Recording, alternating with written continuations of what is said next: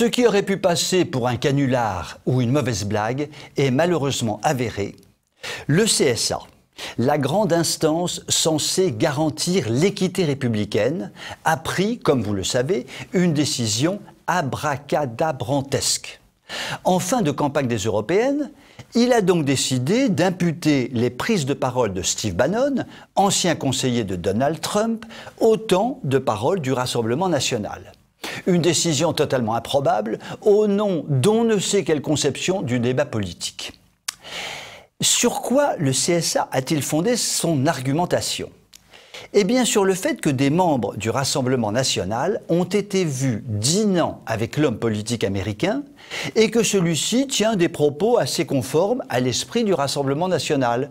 Le CSA a donc décidé d'ajouter son temps de parole à celui du Rassemblement national. À ce compte-là, n'aurait-il pas fallu que les publications ultra-louangères du Figaro en faveur de François-Xavier Bellamy aient été retranchées du temps de parole du parti Les Républicains ? Mais aussi que les interventions médiatiques de Bernard-Henri Lévy soient à leur tour retranchées du temps de parole de La République En Marche ?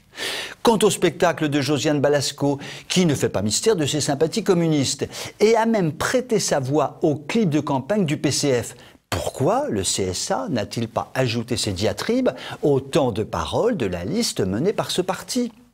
Ne parlons évidemment pas du grand débat, qui a permis à Macron de mener une pré-campagne très offensive en dehors de toute légalité.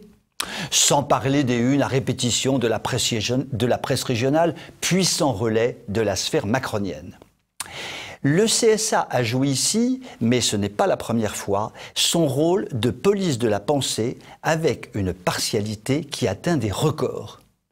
Pour dénoncer une telle situation, il n'a surtout pas fallu compter sur le défenseur de droit, Jacques Toubon.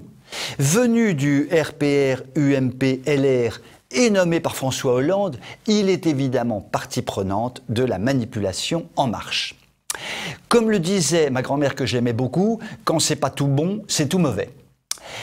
Nous connaissons tous la formule « plus c'est gros, plus ça passe ». Mais pour une fois, cette formule est démentie.